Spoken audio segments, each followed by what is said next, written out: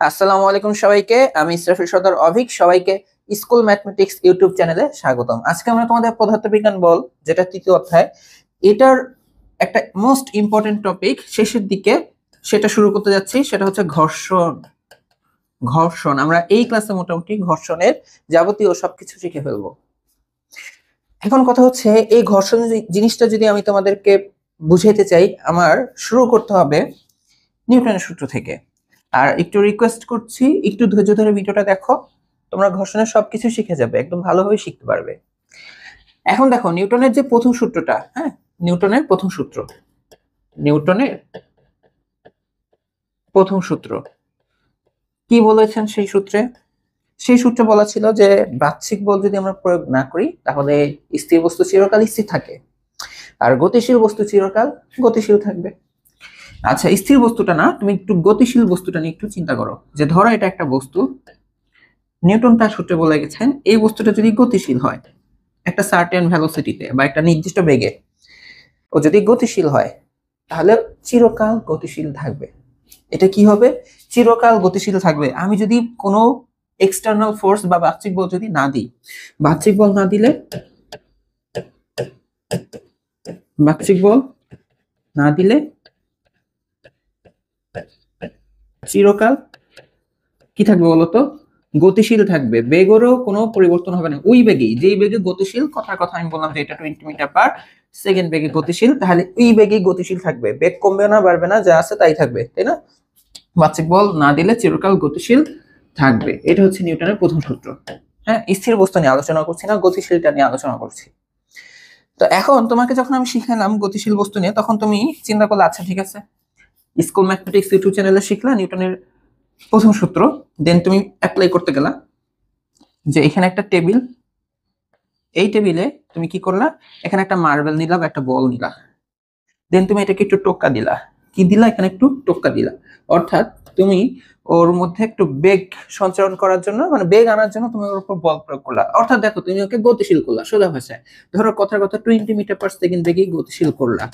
এখন তুমি দেখো কি, তুমি দেখো যে ও একটু পর যাওয়ার পরই ওর বেগ আস্তে আস্তে কমতে কমতে কমতে কমতে যে এখানে থেমে গেছে, আস্তে আস্তে কমতে কমতে কমতে কমতে যে এখানে যে কি হয়ে গেছে, থেমে গেছে। তুমি এটাই দেখো না, এখানে যে হয়ে যায় 0 মিটার পার সেকেন্ড, অর্থাৎ স্থির হয়ে যায়। অর্থাৎ কি হয়ে যায়? স্থির হয়ে যায়, স্থির হয়ে যায়। তো তুমি বললা যে ভাইয়া নিউটনের সূত্র তো দেখলাম, যে ওকে যদি আমি একটা নির্দিষ্ট বেগ দিয়ে দিই ও তো চিরকাল ওই বেগেই থাকবে। দেখেন আমি এখানে ওকে একটা বেগ দিলাম, ও একটু পরে যে থেমে গেল, বেগ আস্তে আস্তে কমতে কমতে কমতে কমতে যে 0 হয়ে গেল। কোথায় চিরকাল, কোথায় গতিশীল থাকলো? আচ্ছা, ফার্স্টে নিউটনের কথাটা বলে দিই। নিউটন এই কথাটা খুব ভালোভাবে বলছে যে এখানে কোনো বাহ্যিক বল থাকা যাবে না, বাহ্যিক বল না থাকলে। এখন তুমি আমাকে বলতে পারো ভাইয়া আমি তো জাস্ট ওকে বেগ দিচ্ছি, আমি তো কোনো আর বল প্রয়োগ করি নাই, আমি ওকে আর কোনো বল প্রয়োগ করি নাই। এখানে ওর উপর, এই বস্তুর উপর বাহ্যিক বল প্রয়োগ হয়েছে, এই বস্তুর উপর বাহ্যিক বল প্রয়োগ হয়েছে। কিভাবে হয়েছে এটা কিভাবে বুঝবা? দেখো, ওর কি বেগ পরিবর্তন হয়েছে না? তুমি বলো, ওর বেগ পরিবর্তন হচ্ছে না? বেগ পরিবর্তন হচ্ছে। আবার কেমন পরিবর্তন হচ্ছে? বেগটা আস্তে আস্তে হ্রাস পাচ্ছে, অর্থাৎ কমতিছে। বেগ কখন কমে? বেগ কমে যাওয়া, এটাকে আমরা কি বলি? মন্দন বলি, তাই না? এটাকে আমরা কি বলি? মন্দন। মন্দন মানে দেখো, ও যায় যদি এদিকে, এই দিকে একটা ত্বরণ কাজ করে, এটাকে আমরা কি বলি? মন্দন। উল্টা দিকের ত্বরণ, তাই না? কিছুটা হচ্ছে উল্টা দিকের ত্বরণ। এখন দেখো, এই যে উল্টা দিকে যেহেতু ত্বরণ আছে, তোমাদেরকে আমি যখন ত্বরণ শিখাচ্ছিলাম বা বল শিখাচ্ছিলাম তখন শিখেছিলাম ত্বরণ আছে মানে বল আছে, ত্বরণ নাই মানে বল নাই। এই দিকে যেহেতু ত্বরণ আছে, তার মানে আমরা শিওর বলতে পারি এই দিকে একটা বলও আছে, এদিকে একটা বলও, এদিকে একটা বলও আছে। এই বলটা কি করে? এই বলটা অর্থাৎ এই দিককার যে ত্বরণটা, ওর বেগটা হ্রাস করে দেয়, অর্থাৎ এই বলটা ওর বেগটাকে হ্রাস করে দিচ্ছে। এই কারণে ওর আস্তে আস্তে বেগ হ্রাস পেতে পেতে পেতে একটা সময় যে 0 হয়ে যাচ্ছে। তাহলে কি, যেহেতু আমরা কিভাবে চিন্তা করলাম, যেহেতু একটা বস্তুর বেগ ধীরে ধীরে কমতেছে, অর্থাৎ অবশ্যই উল্টা দিকে ত্বরণ আছে, যেটাকে আমরা মন্দন বলতে পারি। উল্টা দিকে ত্বরণ, বিপরীত দিকে ত্বরণ আছে। ত্বরণ আছে মানে আমরা জানি কি বল আছে, অর্থাৎ উল্টা দিকে একটা কি আছে? বল আছে। এই বলের কাজ কি? এই বলের কাজ কি? এই বলের কাজ হচ্ছে, এই বলের কাজ হচ্ছে, যার কাজ, যার কাজ বেগটাকে কমাই দিচ্ছে না, অর্থাৎ এর কাজ হচ্ছে, যার কাজ গতির বিরুদ্ধে কাজ করা, গতির বিরুদ্ধে কাজ করা, বিরুদ্ধে কাজ করে, যার কাজ হচ্ছে গতির বিরুদ্ধে কাজ করা, এই বলটাকে আমরা বলি ঘর্ষণ। এই বলটাকে আমরা বলি ঘর্ষণ। অর্থাৎ আমরা যখন কোন একটা তলের উপর একটা বস্তুকে রেখে, গতিশীল করি, অবশ্যই তল থাকতে হবে। যেমন আমি দেখো এখানে একটা টেবিলের মতো আঁকছি, তাই না? যখন এই টেবিলের উপর ও গতিশীল হচ্ছে, তখন ওর গতির উল্টা দিকে বা বিপরীত দিকে একটা বল কাজ করে, যা গতির বিরুদ্ধে কাজ করে, ঠিক আছে, বা ক্রিয়া করে, যার মেন ইন্টেনশনই হচ্ছে গতির বিরুদ্ধে কাজ করা। এই কারণে আস্তে আস্তে গতি কমতে থাকে, অর্থাৎ বেগটা কমতে থাকে। এই যে বলটা গতির বিরুদ্ধে থাকে, সেটাকে আমরা বলি হচ্ছে ঘর্ষণ বল। এই বলটার একটা নাম আছে, এই বলটার নাম হচ্ছে কি? ঘর্ষণ বল। বুঝতে পারছো? এই জিনিসটাই হচ্ছে কি আমাদের ঘর্ষণ বল। তাহলে এই যে একটা বল আছে, এই বলটাকে আমরা কি বলি? ঘর্ষণ বল। শুধু ঘর্ষণও বলতে পারো অথবা ঘর্ষণ বলও বলতে পারো। তাহলে এখানে কিছুটা এরকম যে শর্তের মতন কি, একটা বস্তু অবশ্যই একটা তলে অবস্থান করবে, একটা বস্তু অবশ্যই একটা কি তলে অবস্থান করবে। তলে যখন অবস্থান করবে, তখন গতিশীল হলে ওর গতির বিপরীতে যে বলটা কাজ করবে, সেটাকে আমরা একটা স্পেসিফিক নাম দিচ্ছি, যাকে আমরা বলা যাচ্ছি ঘর্ষণ বল, বা ইংলিশে আমরা যেটাকে বলি ফ্রিকশন। এখন আমরা যদি তোমাদের বইয়ের অফিসিয়াল ডেফিনেশনটা খুঁজি, অফিসিয়ালি ডেফিনেশন তোমাদের বইয়ে যেটা দেওয়া, যে দুইটা বস্তু পরস্পরের সংস্পর্শে এলে, এখানে দুইটা বস্তু বলতে একটা বস্তু হচ্ছে এই টেবিল, আর একটা হচ্ছে এই মার্বেলটা। যেহেতু আমি টেবিলের উপর মার্বেল রাখলাম, তার মানে ওরা পরস্পর সংস্পর্শে আসছে, ঠিক আছে?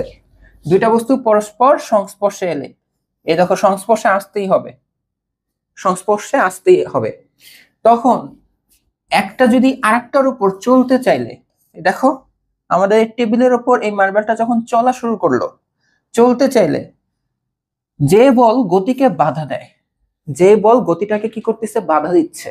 গতি বাধা পাওয়ার কারণে তো গতি আস্তে আস্তে কমতে যাচ্ছে বা কমে যাচ্ছে, ওইটাকে আমরা বলি ঘর্ষণ বা ঘর্ষণ বল।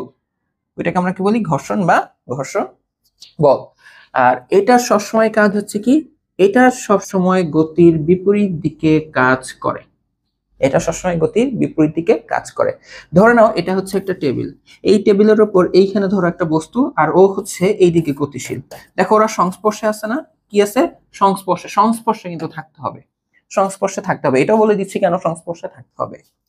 আচ্ছা, এখন তুমি যদি জানো এই বস্তুটা এইদিকে গতিশীল, হ্যাঁ, এখানে তো তীর চিহ্নটা আমি এদিকে দিয়ে দিলাম, তীর চিহ্নটা আমি এদিকে দিলাম, তো এই বস্তু যদি এইদিকে গতিশীল হয়, এটা যদি বেগের দিক হয়, তাহলে বলতো ঘর্ষণ বল কোন দিকে? ঘর্ষণ বল কোন দিকে? সবসময় মনে রাখবা গতির বিপরীত দিকে, ঠিক উল্টা। অর্থাৎ ঘর্ষণ বলটা হচ্ছে এই দিকে, এই দিকে যে তল দেয় না, ঘর্ষণ বলটা হচ্ছে এই দিকে, এই দিকে হচ্ছে ঘর্ষণ বল। তুমি চিন্তা করো, ঘর্ষণ বলটা যদি উল্টো দিকে না হয়, যদি ওই দিকেই হয়, আমরা জানি এইদিকে বল থাকলে ওর এইদিকে ত্বরণ আছে, এইদিকে বল আছে মানে ওর এইদিকে ত্বরণ আছে, ত্বরণ আছে মানে ওর বেগ আরো বেশি বৃদ্ধি পাবে, তাই না? বাট কি দেখা যায়? এরকম তো দেখা যায় না, দেখা যায় যে ও যত এদিকে যাচ্ছে, ওর বেগ হ্রাস পাচ্ছে, বেগ হ্রাস পাচ্ছে মানে উল্টো দিকে ত্বরণ আছে, অর্থাৎ এই দিকে একটা বল আছে, যেটাকে আমরা বলি ঘর্ষণ বল, ঠিক আছে? আচ্ছা, এটা একটা ঘটনা। এখন যদি মনে করো, যদি জানো যে এইখানে একটা বস্তু আছে, এই বস্তুটা হচ্ছে এইদিকে গতিশীল, এদিকে গতিশীল, এখন বলো ঘর্ষণ বল কোন দিকে? ও কি এদিকে গতিশীল না? তাহলে ঘর্ষণ বল হচ্ছে ঠিক এদিকে গতিশীল, তাই না? এইদিকে হচ্ছে কি ঘর্ষণ বল। ঘর্ষণ, তুমি তীর চিহ্ন ওইদিকে দিলেই হয়েছে, এই তীরকে যে এইখানে দিতে হবে, এইখানে দিতে হবে, এইখানে দিতে হবে, এমন কোনো কথা নাই, তুমি জাস্ট ডাইরেকশনটা দিলেই হবে। এই বলটা ওর উপর প্রয়োগ হচ্ছে, ঠিক আছে? ওর উপর প্রয়োগ হচ্ছে, এই বলগুলা বস্তুর উপর প্রয়োগ হয়। ওকে, এই ছিল হচ্ছে তোমাদের বইয়ের ঘর্ষণ বলের ডেফিনেশন। তুমি যদি আরেকটু ভালো করে বলো, কিভাবে বলবা? একদম হুবহু যে বই মুখস্থ করতে হবে এমনটা না, এভাবে বলবা যে দুইটা বস্তু যদি পরস্পর সংস্পর্শে আসে, সংস্পর্শে আসতে হবে, হ্যাঁ, নাহলে ঘর্ষণ জিনিসটা আসবে না। তখন একটার উপর দিয়ে যদি আরেকটা চলতে শুরু করে, কি হবে? চলতে শুরু হবে। গতিশীল হইলেই তো ঘর্ষণ বলটা এখানে কাজ করে। যদি আমরা সামনে ঘর্ষণের প্রকারভেদ দেখব, তো ও যদি চলে, তখন গতির বিপরীতে যে বলটা কাজ করে সেটা হচ্ছে ঘর্ষণ। অর্থাৎ কি বললাম? যে দুইটা বস্তু সংস্পর্শে থাকবে এবং একটির উপর দিয়ে আরেকটি চলতে শুরু করলে গতির বিরুদ্ধে যে বল কাজ করবে, সেটাকে আমরা কি বলবো? ঘর্ষণ বলবো বা ঘর্ষণ বল বলবো। এখন আমরা দেখবো যে ঠিক আছে, বুঝলাম যে একটা বস্তু যখন গতিশীল হবে, যেমন এখানে তোমাদের বইয়ের একটা চিত্র আছে, এই দেখো এখানে বোঝাচ্ছে এইদিকে একটা বস্তু যাচ্ছে, হ্যাঁ এদিকে কি একটা বস্তু যাচ্ছে, একটা আমরা কি বলি একটা বল প্রয়োগ করলাম ওর উপর এদিকে, তখন দেখো এখানে রেড যেটা, হ্যাঁ স্মল এফ দিয়ে নরমালি ঘর্ষণ বল বোঝায়, এটা স্মল এফ, দেখবা এটা ক্যাপিটাল এফ, এটা স্মল এফ, এইখানে বোঝাচ্ছে তাহলে ঘর্ষণ বলটা এইদিকে থাকবে, এটা কি বল, ঘর্ষণ বল, ঠিক আছে। এটা হচ্ছে তোমাদের বইয়ের একটা চিত্র। এখন আমরা দেখবো যে এই যে ঘর্ষণ বল, যেটাকে আমরা ইংলিশে বলি হচ্ছে ফ্রিকশনাল ফোর্স, আমরা কি বলে থাকি, ফ্রিকশনাল ফোর্স, এই বলটা কিভাবে তৈরি হয়, এই বলটা কিভাবে তৈরি হয়, এই বলটা কিভাবে তৈরি হয়, মেনলি মনে রাখবা ঘর্ষণ বল কখন থাকবে জানো, তোমাদের আগে থেকে বলে দিই, অমসৃণ তলে, অমসৃণ তলে ঘর্ষণ বল থাকে।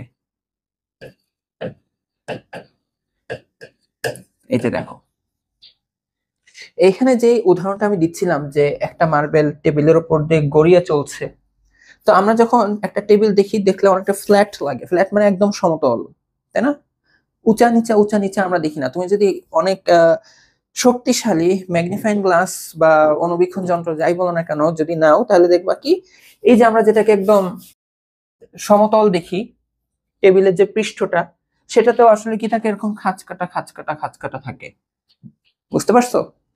তো স্বাভাবিকভাবে ঋতুটাকে আমাদের মসৃণ মনে হইলেও এটা আমাদের আসলে মসৃণ হয় না, এটা আসলে কি হয় না, মসৃণ হয় না, কিছুটা হচ্ছে এরকম, যে দেখো এইখানে যখন এই যে টেবিলটা আছে, দেখো এই যে টেবিলের দেখো এরকম উঁচা নিচা উঁচা নিচা উঁচা নিচা উঁচা নিচা উঁচা নিচা উঁচা নিচা এরকম আছে, যেটাকে আমরা বলি খাঁজ কাটা খাঁজ কাটা, ঠিক আছে, উচ্চারণটা কি করতে হয়, খাঁজ কাটা খাঁজ কাটা, তাই না, উচ্চারণটা কি হোক না, খাঁজ কাটা।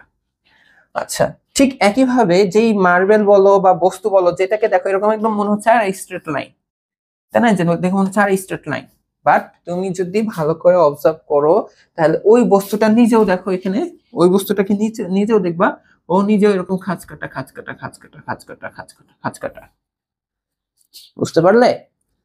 তো কি হয় যখন আমরা এই একটা তলে একটা বস্তু রাখি, তখন এর খাঁজ কাটা মনে করো যে ধরো এরকম যদি লক হয়ে যায়,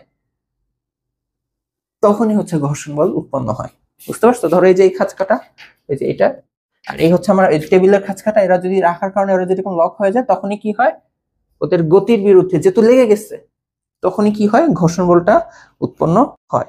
কলমটা কোথায় গেল, এই যে, বুঝে গেছে, এই হচ্ছে আমাদের ঘর্ষণ বল উৎপন্ন হওয়ার কারণ। তাহলে আমরা কিভাবে বলতে পারি ঘর্ষণ বল কিভাবে তৈরি হয়, ঘর্ষণ বল তৈরি হয় হচ্ছে গিয়ে পৃষ্ঠের উঁচা নিচা বা খাঁজ কাটা থাকার কারণে, তাই না। এটা আমার এই বস্তু হইতে পারে, এই বস্তু হইতে পারে, দুইটা বস্তুতে এরকম কি থাকে বলতো, উঁচা নিচা জায়গা থাকে। তাহলে আমরা বলতে পারি যে বস্তুর পৃষ্ঠের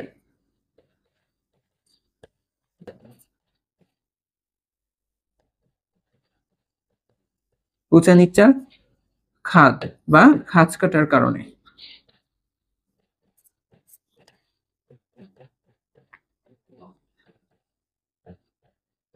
ঘর্ষণ বল উৎপন্ন হয় বা ঘর্ষণ বল তৈরি হয়। তাহলে তুমি চিন্তা করো, যেই বস্তু যত বেশি এরকম উঁচা নিচা হবে, অর্থাৎ অমসৃণ হবে, যেই বস্তুর পৃষ্ঠ, টেবিল হতে পারে, এটা হতে পারে, যা যদি এই দুইটা যত বেশি উঁচা নিচা তৈরি হয় বা খাঁজ কাটা থাকে, তাহলে ওদের ঘর্ষণটা তত বেশি হবে, তাই না, ওরা তত বেশি কি লক হয়ে যাবে, গতিশীল হতে ওদের সমস্যা হবে, বা গতিশীল হইলেও খুব ফাস্ট ওরা স্থির হয়ে যায়, তাই না। যখন দেখো এই বস্তুটা ধরো এটার উপর দিয়ে যখন যায়, এই খাঁজ কাটা আরো তখন কি হয়ে যায়, দেখো এই যে এটার ভিতরে ঢুকে যায়, এই কারণে আর গতিশীল হতে পারে না। ধরো যদি এই খাঁজ কাটা না থেকে এরকম সমতল হতো, তখন খুব ইজিলি এর উপর দিয়ে মুভমেন্টটা করে যেতে পারতো, বুঝে গেছে। তো এই খাঁজ কাটা থাকার কারণে মেনলি ঘর্ষণ বলটা উৎপন্ন হয়। তাহলে যত বেশি এরকম উঁচা নিচা খাদ থাকবে বা খাঁজ কাটা থাকবে, তত বেশি ঘর্ষণ তৈরি হবে, তাই না। তাহলে এখানে আমরা তাহলে বলতে পারি যে যত বেশি উঁচা নিচা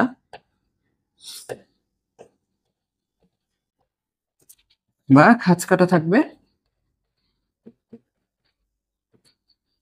তত বেশি ঘর্ষণ বল উৎপন্ন হবে বা কাজ করবে, তত বেশি ঘর্ষণ বল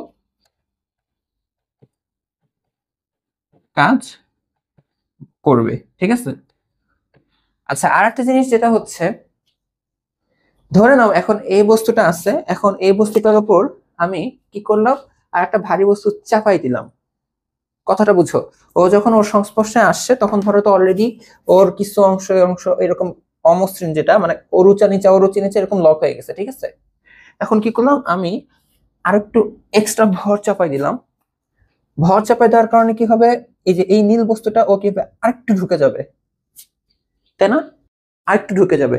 তখন তাহলে কি হবে, তাহলে আরো বেশি কষ্টকর না গতিশীল বিষয়টা। তাহলে তখনও আমরা বলতে পারি যে তাহলে ঘর্ষণ বল বেড়ে যাবে, ঘর্ষণ বল বেড়ে যাবে। অর্থাৎ আমরা যদি ওর উপর আরো বেশি ভর চাপাই, ভর, যে ভর চাপানো মানে ইনডিরেক্টলি তুমি ওর উপর, মানে ওর একটা ভর ছিল অর্থাৎ ওর একটা ওজন ছিল, এখন তুমি আরো ভর দিচ্ছ। আমরা জানি এই বস্তুর কি আছে, ওজন আছে, অর্থাৎ তুমি ওর উপর আরো বল প্রয়োগ করলা লম্বা লম্বি ভাবে। দেখো ওর উপর এদিকে বল প্রয়োগ করলে আর ও তো নর্মালি এদিকে গতিশীল হয়। তুমি যদি ওর উপর আরো ভর দাও তাহলে ও আরো ঢুকে যাবে, তাহলে ঘর্ষণ বলটা বেড়ে যাবে, তাই না। এই কথাটা আমি যদি একটু লিখে দিই যে ভর বৃদ্ধি পেলে বা আরো বেশি ভর দিলে, আরো বেশি ভর দিলে ঘর্ষণ কি হবে বলতো, বেড়ে যাবে, ঘর্ষণ বেড়ে যাবে, স্বাভাবিক না, আরো বেশি উঁচা নিচা খাতগুলো একটা একটার মধ্যে ঢুকে যাবে। এই যে আরো বেশি ভর ভর দেওয়া, এটা আসলে তুমি ভর তো দিছো ঠিক আছে, যেটাকে আমরা বলতে পারি এক প্রকার বল প্রয়োগ করছো। কোন বল, ওজনের সমান। যেই এক্সট্রা ভর তুমি নিয়ে আসলা, এটা ধর একটা এম ভর, তার মানে তুমি এদিকে কত বল প্রয়োগ করছো, এম জি, তাই না। দেখো ওর আগে একটা ওজন ছিল, এখন নতুন ওজন অ্যাড হইলো, অর্থাৎ ওজনটা বৃদ্ধি পেলে ঘর্ষণটা বেড়ে যায়। তোমাদের বই এই কথাটাকে একটু ডিরেক্টলি লেখছে বা এভাবে লেখছে যে ঘর্ষণ ওজনের সমানুপাতিক। কথাটাকে এভাবে লেখছে, আসলে এই জায়গাটাতে একটু অবজেকশন আছে, ঘর্ষণ ওজনের সমানুপাতিক না। আমি লিখে দেবো, এটা আসলে তলের প্রতিক্রিয়া বলে সমানুপাতিক, আমি লিখে দিব। বাট এই কথাটাকে একটু অ্যাভয়েড করে যাবা বইয়ে, হ্যাঁ, বইয়ের ওই কথাটাকে অ্যাভয়েড করে যাবা। এখন এই কথাটা দেখো, এই যে যেহেতু কি হয় বলতো, যে আরো বেশি ভর দিলে, তো এইখানে বুঝবে যে ওজন, যত বেশি ওজন আসবে ঘর্ষণ তত বাড়বে, তাই না। স্বাভাবিকভাবে চিন্তা করো, তুমি চিন্তা করো যে এই হচ্ছে একটা টেবিল, এই হচ্ছে একটা টেবিল, ঠিক আছে। এখন ধরো এই যে ওর ভর আছে, ভরের কারণে ওর কি আছে, নিচের দিকে ওজনও আছে, ভারী বস্তু যেটাকে আমরা বলতে পারি। ধরো ও হচ্ছে 100 নিউটনের, আর ওইখানে আরেকটা বস্তু আছে একই টেবিলে, ও হচ্ছে ধরো পাতলা 10 নিউটনের। এখানে ধরো ও গতিশীল, হ্যাঁ ও গতিশীল, তো ঘর্ষণ বল কাজ করতেছে বা ঘর্ষণ আছে। কোনখানে ঘর্ষণ বলটা বেশি হবে, চিত্র 1, আর এটা হচ্ছে চিত্র 2। তো তোমাদের যে থিওরি 9-10 এর কনসেপ্ট বইয়ে লিখছে, আসলে ওইটা ঠিকই লিখছে, তোমরা আসলে প্রতিক্রিয়া বল বা উপাংশ বিভাজন এগুলো তো বুঝবা না এখন, ওগুলো ইন্টারমিডিয়েট উঠলে বুঝবা। এই কারণে তোমাদের বই ডাইরেক্ট লিখে রাখছে আচ্ছা ওজনের সমানুপাতিক, যেহেতু ওই যে ভর বেশি দেওয়া মানে কি ওজন বেশি দেওয়া, এর জন্য ঘর্ষণ বেড়ে যায়, তাহলে একটা আরেকটাকে প্রপোর্শনাল লিখে দিচ্ছে। বাট এই জায়গাটাতে কাহিনী আছে, এরকম ওজনের সমানুপাতিক না। বাট আপাতত এই চিত্র থেকে তুমি আমাকে অ্যান্সার দিতে পারবে না যে প্রথম চিত্র আর দ্বিতীয় চিত্রের মধ্যে কোন চিত্রের ঘর্ষণটা বেশি হবে। এটা ধরো ওই একই পৃষ্ঠ, মানে একই টেবিল, এটাও একই টেবিল, এটা একটা ভারী বস্তু, এটা একটা হালকা বস্তু। তো আমরা যেহেতু দেখতেছি এটা যেহেতু ওজন বেশি, ও তাহলে কি ওর খাঁজ কাটাগুলো একটু বেশি গভীরে ঢুকে গেছে, ওর যেহেতু ওজন কম, ওর ধর একটু কম ঢুকছে। তো এই কারণে তাহলে এইখানে যে ঘর্ষণ বলটা কাজ করতেছে আর এইখানে ঘর্ষণ বলটা কাজ করতেছে, দুইটার মধ্যে এইটা বেশি, তাই না। তাহলে আমরা বলতে পারি যে 1 নং চিত্রে ঘর্ষণ বল কি হবে বলতো, বেশি হবে, ঘর্ষণ বল বেশি হবে। একই টেবিল বাট এর ওজন যেহেতু বেশি, এর ওজন যেহেতু কম, তাহলে এর খাতগুলা বেশি ঢুকে গেছে, একটা কম ঢুকে গেছে। ঘর্ষণের উৎপন্ন হওয়ার মেন রিজনই তো এই খাত উঁচা নিচা, এই কারণে এইখানে ঘর্ষণটা বেশি, এখানে ঘর্ষণটা কম। দেখছো একই টেবিল, পৃষ্ঠ একই হওয়া সত্ত্বেও ঘর্ষণ একটাতে বেশি একটাতে কম। মেইনলি এটা ডিপেন্ড করতেছে আপাতত তোমরা জেনে রাখো ওজনের উপর। হ্যাঁ, এখন তোমাদের আমি এক্সাক্ট বলে দিই, এক্সাক্ট রিজনটা বলে দিই যে কিসের উপর বলবো এটা। এই যে এখানে যে আমি এখানে একটা অপশন লিখলাম না, এই যে আরো বেশি ভর অথবা ওজন দিলে ঘর্ষণ কি আরো বেড়ে যাবে, এই কথাটাকে আমি একটু ক্লিয়ার করে দিই। এইটা ক্লিয়ার হয়ে গেলে তোমাদের আর কনসেপ্টে সমস্যা হবে না। এখানে ক্লিয়ার করবো এইটা যে দেখো আমরা গত ক্লাসে নিউটনের তৃতীয় সূত্র শিখে আসছি, নিউটনের তৃতীয় সূত্র শিখে আসছি, নিউটনের তৃতীয় সূত্র। যে প্রত্যেক ক্রিয়ারই সমান আর বিপরীতমুখী কি থাকে, প্রতিক্রিয়া বল থাকে, তাই না? তো আমরা শিখে আসছি যে যখন আমরা কোনো একটা তলের উপর বল প্রয়োগ করব, দেখো আমি এই বস্তুটা ধরে নাও, এই বস্তুটা মানে আমি নিজেই বস্তুটা আর কি, তো আমি ওর উপর কিন্তু একটা এই পৃষ্ঠে কিন্তু সবসময় একটা বল প্রয়োগ করি। কিরকম বল প্রয়োগ করি? আমার ওজনের সমান। আমি মাটিতে দাঁড়ায় আছি, আমি কিন্তু আমার ওজনের সমান বল মাটিতে প্রয়োগ করতেছি, তারপরে দেখো আমি মাটিতে স্থির আছি, স্টেবল আছে। কেন স্টেবল? তার মানে অবশ্যই উপরের দিকেও একটা বল কাজ করতেছে। কেননা এই বল আর ওজন যদি সেম না হইতো, এই বল আর ওজন যদি সেম না হইতো, তাহলে আমি এখানে মাটিতে দাঁড়ায় থাকতে পারতাম না। সাপোজ ধরে নাও আমার বলটা বেশি, এই বলটা বেশি, তাহলে আমি মাটির নিচে ঢুকে যেতাম ছিদ্র হইতে হইতে হইতে। বা ধরে নাও যে সামহাও এই বলটা বেশি, তাহলে আমি উপরের দিকে উঠে যেতাম। বাট ন্যাচারালি কি হচ্ছে, আমি মাটিতে দাঁড়ায় আছি, মাটিতে কিন্তু আমি বল দিচ্ছি ওজনের সমান, তাহলে আমি মাটির ভেতর ঢুকতেছি না, স্থির আছি। তার মানে অবশ্যই উপরের দিকে একটা বল আছে, যেটা নিউটন শিখাই গেছে যে প্রত্যেক ক্রিয়ারই একটা সমান মানের বিপরীত বল আছে, প্রতিক্রিয়া বল আছে। এটাকে যেন আর দিয়ে লেখা হচ্ছে, তাহলে আর আর এম জি কি হবে বলতো, সেম হবে।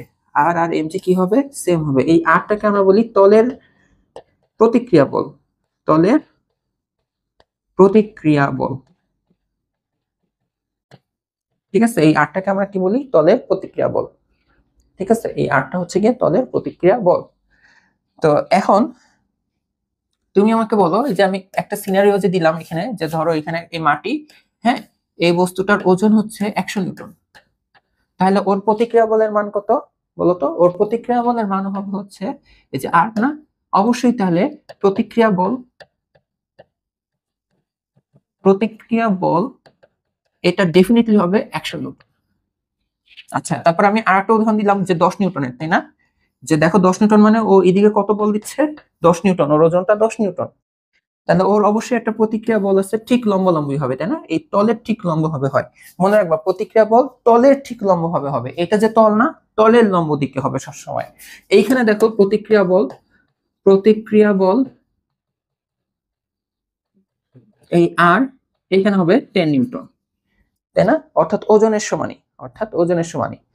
এখন আমি বলি তোমাদের ঘর্ষণ বল প্রতিক্রিয়া বলের সমানুপাতিক হয়, ওজনের না। ঘর্ষণ বল প্রতিক্রিয়া বলের সমানুপাতিক হয়। এখন তুমি বলতে পারো ভাই আপনি তো পাগল হয়ে গেছেন, আপনি মাত্র দেখাচ্ছেন যে প্রতিক্রিয়া বল আর ওজন তো সেম। দেখো এই চিত্রে এই চিত্রে সেম, এই চিত্রে এই চিত্রে সেম, এই চিত্রে এই চিত্রে সেম। দেখো এখানে দেখো প্রতিক্রিয়া বল আর, দেখো আমি কিন্তু ওজনকেই ধরছি এইটা। এখানে দেখো প্রতিক্রিয়া বল আর, এখানে কিন্তু আমি ওজনকেই ধরছি। এই যে দেখো প্রতিক্রিয়া বল, এই যে নিউটনের তৃতীয় সূত্র অনুসারে এটা লিখে দিচ্ছি। বাট কি হয় তোমাদের যখন আনত তল আসে, আনত তল মানে বুঝো, যে ধরে নাও আমার এই ফোনটা হচ্ছে দেখো একটা তল, হ্যাঁ, এখন আমার কি হয়েছে, রাস্তাটা একটু উঁচু, দেখো এটা মাটি, এই যে এটা দেখো তল, কি হয়েছে, রাস্তাটা এরকম উঁচু, দেখো এখানে একটা কোণ উৎপন্ন হচ্ছে, বুঝতে পারছো? দেখো এটা মাটি বাট রাস্তাটা এরকম একটা উঁচু, তাহলে দেখো এখানে একটা কোণ উৎপন্ন হচ্ছে না ভূমিতে, এরকম হয়। এই দেখো এটা কিন্তু তল, তলটা জাস্ট কি হচ্ছে, বাঁকা। তো তুমি যদি এক সাইড থেকে দেখো, এক সাইড থেকে দেখলে কি এরকম দেখতে পারবো, তাই না? এরকম দেখো, এরকম একটা হচ্ছে আনত তল তোমার কাছে আছে, সরি,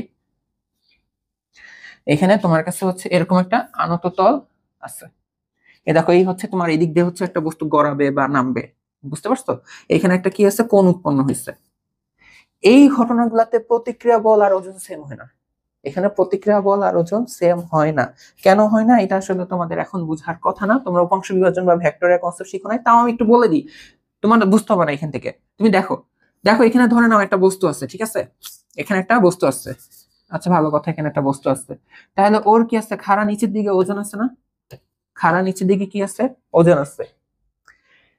এখন এই বস্তুটাকে আমি যদি দেখো একটা আনত তলে রেখে দিই, ও কিন্তু এদিকে যায় না, নর্মালি এদিকে গড়ায় পড়ে। কেন গড়ায় পড়ে জানো? কারণ ওর ওজন, এটা দুটো উপাংশে বিভক্ত হয়ে যায়, একটা উপাংশ হচ্ছে এইটা, এটাকে আমরা বলি আনুভূমিক উপাংশ, আর একটা হচ্ছে এইটা উলম্ব উপাংশ। ঠিক আছে, এটা তোমার বুঝতে হবে না এখন। এইখানে এখানে থিটা দেখি, এখানেও আমরা লিখি থিটা, এটাকে আমরা লিখি এম জি কস থিটা, আর এটাকে আমরা লিখি হচ্ছে এম জি সাইন থিটা, আনুভূমিক উপাংশ। মানে এইভাবে এটাকে আনুভূমিক উপাংশ, এটাকে উলম্ব উপাংশ বলা যায়, কোনো সমস্যা নেই।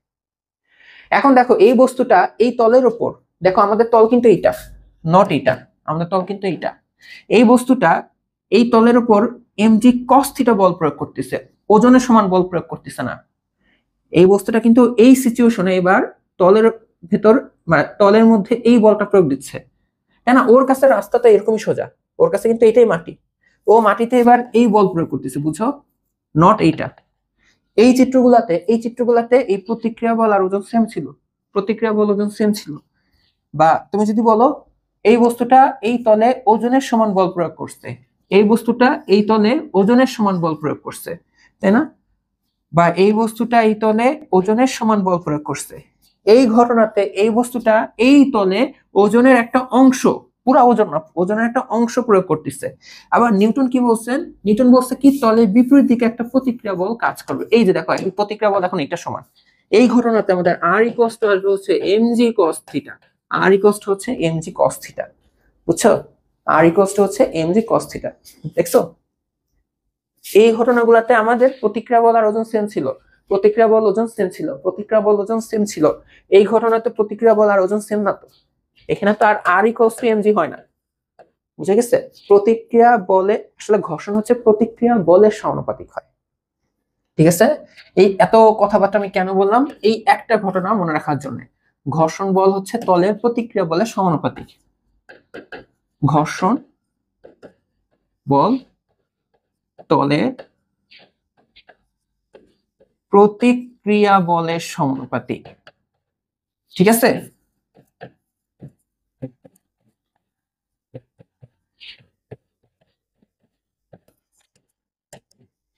তোমাদের 9-10 এ যে থিওরি দেওয়া, তোমাদের এটা 9-10 এর অংশ না, এটা তোমাদের 9-10 এর পার্ট না, তোমাদের 9-10 এর পার্ট না, তোমাদের 9-10 এ খালি এরকম আনুভূমিক তল নিয়ে আলোচনা করা। তো আনুভূমিক তলের ক্ষেত্রে আমাদের প্রতিক্রিয়া বল আর ওজনটা সেম হয়ে যায়, প্রতিক্রিয়া বল আর ওজনটা সেম হয়ে যায়। এই কারণে তোমাদেরকে বইয়ে একটা জায়গায় দেখবে যে ওজন যত বেশি ঘর্ষণ তত বেশি, ওজন যত বেশি ঘর্ষণ তত বেশি। আসলে কথাটাতে একটু কারেকশন আছে, এখানে কারেকশনটা হচ্ছে এইটা, ঘর্ষণ বল হচ্ছে তলের প্রতিক্রিয়া বলের সমানুপাতিক, প্রতিক্রিয়া বল যত বেশি ঘর্ষণটা তত বেশি। আর আবার দেখো, আবার বুঝাই যে তোমাদের এই তলগুলোতে এইটা আর ওজন সেম, এই কারণে তোমাদের বই ওজন লিখছে, বাট তোমরা যদি এখন ওজন দিয়ে শিখো ইন্টারমিডিয়েটে যে তোমাদের সমস্যা হবে, বুঝতে পারছো? এই জন্য এক্সাক্টটা শিখবা, এক্সাক্টটা শিখবা, ঠিক আছে? ইভেন তোমাদের বই ডাব্লিউ দিয়ে লিখছে, দেখবো আমি ডাব্লিউ দিয়ে সূত্র লিখবো না, আমি আর দিয়ে সূত্র লিখবো, বুঝা গেছে? আচ্ছা, তো এই পর্যন্ত দেখো, আমি যদি একটু এখন পর্যন্ত একটু রিকল করি, কি শিখলাম? আমরা শিখলাম ঘর্ষণ কি, যে একটা বস্তু যখন গতিশীল হয় একটা তলের উপর, তখন তলে তলে কি হয়, ওর গতির বিপরীতে একটা বল কাজ করে, যেটাকে আমরা বলি ঘর্ষণ। এখন এই ঘর্ষণ বলটা কেন উৎপন্ন হয়? উৎপন্ন হয় হচ্ছে এই খাঁজকাটা থাকার কারণে, তাই না? কোনো কিছু আসলে মসৃণ হয় না পারফেক্টলি, আমরা যতই দেখি না কেন মসৃণ, সবকিছু আসলে অমসৃণ হয়, উঁচা নিচা খাদ থাকে। তো একটা বস্তু যখন ওই খাদের উপর দিয়ে চলে, ওই বস্তুর নিজের উঁচা নিচা জায়গা আছে, তো একটা একটার সাথে যখন মিলে যায় তখন ঘর্ষণ বলটা উৎপন্ন হয়। তো আবার দেখলাম যে ওই বস্তুর উপর যদি আমি আরো বেশি ভর চাপাই দিই, যে বস্তু গতিশীল তার উপর আমি যদি আরো বেশি ভর চাপাই দিই, তাহলে আরো বেশি খাঁচা কাটা গুলা ঢুকে যাবে, অর্থাৎ ঘর্ষণ বল বেড়ে যাবে। তো আমি ভর চাপাই দিছি মানে কি, ওজন দিছি। তো তোমাদের বইয়ে যে কাজটা করে হচ্ছে, তোমাদের বই লিখে দিছে, আচ্ছা তাহলে যেহেতু ভর দেওয়ার কারণে বা ওজন দেওয়ার কারণে ঘর্ষণ বেড়ে যায়, তোমাদের বই লিখে দিছে যে ওজন আর ঘর্ষণ হচ্ছে সমানুপাতিক, বাট এক্স্যাক্টলি এটা না, ওজন না, মেইন ফ্যাক্ট হচ্ছে এখানে প্রতিক্রিয়া বল, তলের প্রতিক্রিয়া বল, ঠিক আছে? এখানে মেইন ফ্যাক্ট কি হবে, তলের প্রতিক্রিয়া বল। আপাতত এমনি তোমরা এমনি বুঝতে পারো যে আচ্ছা এখানে ওজন বেশি এখানে ওজন কম, তাহলে এই চিত্রের ঘর্ষণ বেশি এই চিত্রের ঘর্ষণ কম, এটা ঠিক আছে, ওকে ফাইন, ঠিক আছে। দেন একটু তোমাদেরকে আমি তৃতীয় সূত্রের সাথে পরিচয় করলাম, যেটা তোমরা এর আগে ক্লাসে শিখে আসছো, যে প্রত্যেক ক্রিয়ারই একটা প্রতিক্রিয়া বল থাকে। ও যেহেতু এদিকে ওজন দিচ্ছে, এদিকে একটা প্রতিক্রিয়া বল আছে, আর এটা সেম। দেখো এই চিত্রে 100 নিউটন আর 10 নিউটন, তাই না? আমরা বলছিলাম কি এটাতে ঘর্ষণ বেশি এটাতে ঘর্ষণ কম, কারণটা হচ্ছে মেইনলি আসলে ওজন না, কারণটা মেইনলি আসলে যে এই আর, এখানে আর এর মান 100 নিউটন, এখানে আর এর মান 10 নিউটন, এই কারণে এটাতে ঘর্ষণটা বেশি। এটা ওজন না, এটা আর বা প্রতিক্রিয়া বল দিয়ে বলবা, ঠিক আছে? কেন বলবা? কারণ এই যে এটা তোমরা ইন্টারমিডিয়েটে জানবা, কারণ একটা বস্তুর ওজন তো নিচের দিকে কাজ করে, খারাপ পৃথিবীর একদম কেন্দ্রে কাজ করে, বাট ও কিন্তু এবার এই তলে ওজনের একটা অংশ প্রয়োগ করতেছে, আর এই হচ্ছে প্রতিক্রিয়া বল। এইখানে এই যে প্রতিক্রিয়া বল কিন্তু আর ওজনের সমান হয় না, ওজনের একটা পার্ট হয় এমজি কস থিটা, তাই না? এমজি আর এমজি কস থিটা সেম না, আলাদা। এই ক্ষেত্রে তোমার ঘর্ষণ কি হবে, এই যে এইটার সমানুপাতিক হবে, এখানেও কি হবে ঘর্ষণ, ঘর্ষণ হচ্ছে কি প্রপোর্শনাল টু হয়ে যাবে আর, সবসময় ঘর্ষণ প্রতিক্রিয়া বলে সমানুপাতিক। এখানে তুমি যদি লেখো যে ঘর্ষণ সমানুপাতিক এমজি, এই অঙ্ক তোমার শেষ কাটা। তো এই কথাটাই ক্লিয়ার করার জন্য এত কিছু লেখা আছে। ঘর্ষণ বল আসলে মনে রাখবা তলের প্রতিক্রিয়া বলের সমানুপাতিক, আর তোমাদের 9-10 এ যেহেতু আনুভূমিক তল দেবে, এই প্রতিক্রিয়া বল আসলে ওজন, প্রতিক্রিয়া বল বলতে মানে কি এখানে ওজন, ঠিক আছে? ওকে, আচ্ছা, আশা করি তোমরা এতটুকু বুঝতে পারছো। এখন দেখো, তোমাদের বই একটু আলোচনা করা আছে, ঘর্ষণ তাহলে কি ভালো? এটা যেহেতু একটা বস্তু গতিশীল, গতিশীল বস্তুর বিরুদ্ধে কাজ করতেছে, এটা কি আসলে ভালো? এটা ডিপেন্ড করে, ঘর্ষণের ভালো খারাপ সবই আছে। তো এখন দেখো, ঘর্ষণ যখন হয়, ঘর্ষণের কারণে কিন্তু প্রচুর পরিমাণে তাপ সৃষ্টি হয়। কি হয়? প্রচুর পরিমাণে তাপ সৃষ্টি হয়। এটা কি অবশ্যই সমস্যা। যখন মনে করো যে কোনো একটা ইঞ্জিনের ভিতরে যখন বারবার ঘেঁষা লাগতেছে, ঘেঁষা মানে এই যে ঘর্ষণের কথাটা চলে আসে, তখন দেখবে যে অনেক তাপ উৎপন্ন হয়। যেমন এখানে দেখো, এই যে যেমন গাড়ির সিলিন্ডারে পিস্টনকে উঠানামা করার সময় সেখানে ঘর্ষণের কারণে তাপ সৃষ্টি হয়, আর সেই তাপ নিয়ন্ত্রণ করার জন্য গাড়ির ইঞ্জিনকে শীতল রাখতে হয়। এটা একটা প্যারার বিষয় না? ইঞ্জিন চলবে, চলতো চলতো সমস্যা কি, বাট না, ওইখানে ঘর্ষণ আছে, তাপ উৎপন্ন হচ্ছে, ওইটাকে আবার ঠান্ডা রাখার ব্যবস্থা করা হয়, তাই না? তো এই যে এখানে বিভিন্ন ব্যবস্থা নেওয়া হয়। এখানে আসলে খারাপ কথা লেখছে, বাট ঘর্ষণ আসলে ভালো। ঘর্ষণের কারণে আমরা গাড়ি থামাইতে পারি। ঘর্ষণ যদি না থাকতো আমরা কিন্তু গাড়ি থামাইতে পারতাম না। একটা চলন্ত গাড়ি ব্রেক চেপে গাড়ি থামাইতে পারতাম না। ঘর্ষণের ভালো দিক খারাপ দিক সবই আছে, বুঝতে পারছো? এখন দেখো, আমরা দেখবো হচ্ছে ঘর্ষণের প্রকারভেদ। ঘর্ষণের প্রকারভেদ। ঘর্ষণ কয় প্রকার? মেইনলি হচ্ছে ঘর্ষণ 3 প্রকার। এক হচ্ছে স্থির ঘর্ষণ, যেটা তোমাদের বই স্থিতি ঘর্ষণ লিখছে, যেটাকে তোমাদের বই কি লিখছে? স্থিতি ঘর্ষণ। একই কথা, ঠিক আছে? এটা নিয়ে কনফিউজ হবে না। স্ট্যাটিক ফ্রিকশন, স্থির ঘর্ষণ। আর একটা হচ্ছে গতিশীল ঘর্ষণ, বা তোমাদের বই যেটাকে লিখছে গতি ঘর্ষণ। হ্যাঁ, এই শীল কথাটা কেটে দিছে, গতি ঘর্ষণ একই কথা, কোনো সমস্যা নেই। গতির ইংলিশ হচ্ছে কাইনেটিক। হ্যাঁ, কাইনেটিক ফ্রিকশন। আর একটা হচ্ছে রোলিং, যেটা তোমাদের বই লিখছে আবর্ত ঘর্ষণ। ঘর্ষণ তাহলে কয় প্রকার? 3 প্রকার। স্থিতি ঘর্ষণ, গতি ঘর্ষণ, আর একটা হচ্ছে আবর্ত ঘর্ষণ। এখন আমরা স্পেসিফিক ভাবে এই তিনটা দেখবো, যে স্থিতি ঘর্ষণ কি, গতি ঘর্ষণ কি। তোমাদের জন্য এই দুইটা ইম্পর্টেন্ট। হ্যাঁ, আবর্ত ঘর্ষণটা আর অঙ্কের মধ্যে পাবা না, তোমরা অঙ্কের মধ্যে এটা পাবা না। এখন কথা হচ্ছে স্থিতি ঘর্ষণটা কি, দেখো স্থিতি ঘর্ষণটা কি। এখন তোমরা আমাকে একটু অবজেকশন দিতেই পারো যে ভাই, আপনি বলছেন ঘর্ষণ কখন হয়? একটা বস্তু গতিশীল হলে। কি তোমরা বলছো? একটা বস্তু যখন গতিশীল হয়। এখন কথা হচ্ছে স্থিতি ঘর্ষণ এই জিনিসটা এমন কেন? মানে নামটা শুনে মনে হচ্ছে স্থির থাকা কালে ঘর্ষণ, স্থির থাকা কালে ঘর্ষণ। দেখো, এখানে একটা বস্তু আছে, হ্যাঁ, এই বস্তুটা কি আছে? যে খাঁচকাটা খাঁচকাটা খাঁচকাটা আছে, এরও কি আছে? খাঁচকাটা খাঁচকাটা, অলরেডি একটা একটার ভিতর ঢুকে আছে, অলরেডি একটা একটার ভিতর ঢুকে আছে। এখন আমি চাচ্ছি এটাকে গতিশীল করতে। কি চাচ্ছি? গতিশীল করতে। তাহলে অবশ্যই আমার এখানে কি বল প্রয়োগ করতে হবে, কারণ নিউটনের সূত্র, বল প্রয়োগ না করলে স্থির বস্তু স্থির থাকবে। গতিশীল করতে চাইলে বল প্রয়োগ করতে হবে। তো অবশ্যই ওকে গতিশীল করতে চাইলে আমার কি করতে হবে? বল প্রয়োগ করতে হবে। অবশ্যই এমন ভাবে বল প্রয়োগ করতে হবে যেন এই খাঁচকাটা খাঁচকাটা গুলা সরে যায়, মানে বলটা যেন এই খাঁচকাটা খাঁচকাটাকে মানে কি করতে পারে, ধরো উপরায় ওকে গতিশীল করে নিতে পারে। অবশ্যই এরকম এরকম বল দিতে হবে, অবশ্যই এরকম বলটা দিতে হবে। এখন ধরো আমি একটু হালকা পরিমাণ বল দিলাম, যেই বলটা এই খাঁচকাটা খাঁচকাটাকে সরাইতে ব্যর্থ, তা আমরা গতিশীল হয় নাই। তবে দেখো, আমি একটুখানি বল প্রয়োগ করে গতিশীল হয় নাই, আমি আরেকটু বল প্রয়োগ করেও দেখলাম গতিশীল করতে পারলাম না। এই যে দেখো, আমি বল প্রয়োগ করতেছি বাট ও গতিশীল হচ্ছে না। কথাটা বুঝছো? আমি বল প্রয়োগ করতেছি বাট ও গতিশীল হচ্ছে না, মানে আমি ব্যর্থ হচ্ছি। বাট নিউটনের কনসেপ্টে কি সামান্য পরিমাণ টোক্কা দিলেও গতিশীল হয়ে যাওয়ার কথা ছিল, বাট হচ্ছে না। এই যে একটা বস্তু যখন স্থির আছে আর আমি ওকে গতিশীল করতে চাচ্ছি, বল প্রয়োগ করে ফেলছি, বাট ও গতিশীল হয় নাই বা হচ্ছে না। কি কারণে হচ্ছে না? এই যে এই খাঁচকাটা খাঁচকাটা গুলো ঢুকে আসছে, এটা তো ঘর্ষণ। অর্থাৎ আমি এদিকে বল প্রয়োগ করেও ওকে গতিশীল করতে পারতেছি না। তখন তাহলে চিন্তা করা হয়, অর্থাৎ তাহলে বিপরীত দিকে অবশ্যই আমি ধরে দিলাম 5 নিউটন বল, গতিশীল হয় নাই কেন? অবশ্যই তাহলে 5 নিউটন বল উল্টা দিকে কাজ করে, এটাকে নাকচ করে দিছে। শোনো, একটা বস্তু যখন স্থির হয় কেন হয়? এদিককার বল আর এদিককার বল সেম হইলেই তো ও আর কোথাও যায় না। ধরো একটা বন্ধুকে এদিকেও টানতেছে এদিকেও টানতেছে, ও তো তখন আর কোথাও যাবে না। এই যে আমি এই বস্তুতে 5 নিউটন বল প্রয়োগ করে গতিশীল করতে পারি নাই, কারণ তাহলে অবশ্যই 5 নিউটন বল এদিকে তৈরি হয়ে গেছে। এটা এই যে হচ্ছে ঘর্ষণ বল ছিল, এটা হচ্ছে ঘর্ষণ বল ছিল, ঠিক আছে? আচ্ছা, এখন ধরে নাও, এবার চিন্তা করো যে আমি চিন্তা করলাম যে আচ্ছা ঠিক আছে, 10 নিউটন বল প্রয়োগ করলাম, বাট এরপরও গতিশীল হইলো না। তার মানে চিন্তা করা যায় ও গতিশীল হয় নাই, তার মানে আমি 10 নিউটন বল তো এদিকে প্রয়োগ করছি, তার মানে অবশ্যই এদিকে 10 নিউটন বল তৈরি হয়ে গেছিল। এই যে উল্টা দিকে তৈরি হয়েছে, তাহলে এটা কি? ঘর্ষণ বল। এখন দেখো, এখন দেখো, আমি আলটিমেটলি 20 নিউটন বল দিলাম আর ও মাত্র এখন চলতে শুরু করলো। কি বললাম, 20 নিউটন বলে কেবলমাত্র চলতে শুরু করলো, বা স্থিতি অবস্থা